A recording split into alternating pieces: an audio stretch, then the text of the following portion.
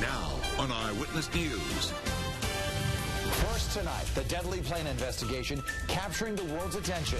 Layers of information being peeled away in the mystery unfolding surrounding two men, a teacher and his student pilot. Sources say the 28-year-old was suicidal. And now, as we wait for investigators to comb through the information, a key piece of evidence is leaving our state. So just where is this headed? The wreckage of that twin-engine plane is en route to Delaware. Its exact destination remains unclear. The flight instructor, Arian Pravala, is recovering in Bridgeport Hospital's burn unit, and tonight we've learned his condition has been upgraded to fair. Channel 3's Roger Suzanen has the very latest now from East Hartford. It may not look like much, but this is progress. More than 24 hours after the deadly plane crash, Main Street finally reopened. Earlier, officers collected evidence and removed debris along with the body, but questions remain. Information indicates that this plane crash was intentional, but I want to be crystal clear.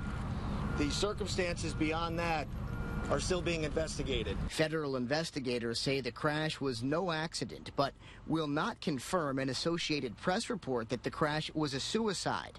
All avenues, including terrorism, are still being investigated. Nothing's off the table at this point, and nothing's been concluded. Two men were inside the twin-engine Piper plane. The owner and instructor of American Flight Academy, Arian Pravala, and the student pilot, Faris Feritek, who is now dead. The lone survivor, Pravala, went into a crowded federal credit union for help. He was in shock. He was pretty much burned, bloodied on his torso. Pravala is recovering at Bridgeport Hospital's burn unit. An entire family of four is also lucky to be alive. The plane missed the gold minivan Suheli Hernandez was driving with her 3 kids by a few feet. I was driving and the only thing is the airplanes come down. And that's it. And just try to get out of the car. Investigators are also learning more about the man who died. The FBI searched the Hartford apartment where Faris Feritek lived.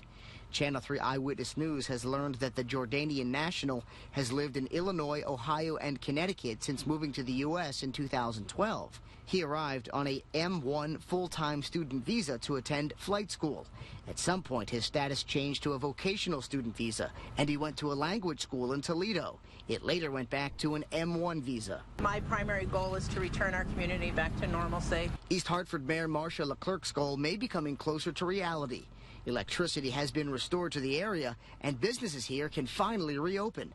This investigation hasn't been easy for anyone.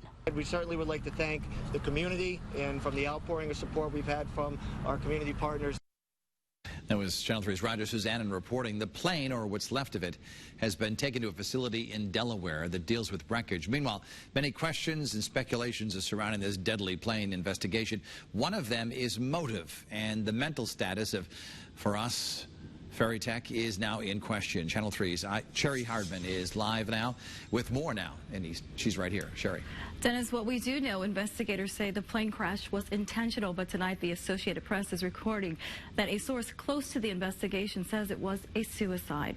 Faris Feritek was a student at American Flight Academy, working to get his pilot's license for a twin-engine plane. With information swirling that he may have been suicidal, we wanted to find out how often a pilot's mental status is checked. Michael Tiger's job as an aviation medical examiner is to make sure pilots are fit to fly. And I have to declare that on a form that I submit to the FAA for each pilot that I see. The airline people have their physicals every 6 months, general aviation every 2 to 5 years, depending on their age. And I have to determine that they're physically okay and then make a general statement about their psychological status. But he says the evaluation process could be better when it comes to mental health. It would be impossible for me to make a declaration after a 15, 20-minute interview. If I have a sense that something is out of whack. News that this deadly plane crash in East Hartford yesterday was intentional shocked an acquaintance of Feritek. The person agreed to this exclusive interview if we concealed their identity. Replayed scenarios in my head and nothing popped out to me. His attitude towards the end never changed. He never exhibited any kind of anger or frustration towards anybody. he was still the very quiet, very friendly guy that I had known since I started dealing with him. Ferrytech is shown here in this photo after obtaining his instrumental certificate at American Flight Academy. Students like Ferrytech log a lot of hours trying to obtain a pilot's license. One requirement is more than 50 hours cross-country, 10 hours in airplanes. In the general aviation community, that would be very difficult to do psychological profiling, to do psychological testing, drug screening. It's just not done. Now tonight, Ferrytech is dead, and his instructor, Arian Pravala, is hospitalized, something a woman who knew both men wonders if it could have been prevented. I'm angered. I mean, I've known Firas since I started working there, and he never came across as the kind of person to be like that. Tiger says there's a statement on the aviation medical form that says if an applicant lies about any health issues, they could face 5 years in prison and a $50,000 fine. Sherry Hardman, Channel 3 Eyewitness News. All right, Sherry, thank you again. Here is what we know so far tonight. Investigators are saying the crash was intentional, but so far there is no clear motive. And you just heard that breaking news at the top of this newscast that the Associated Press is reporting that it was a suicide. Student pilot Firas Ferrytech is dead. He came to the U.S. from Jordan back in 2012 on a student visa.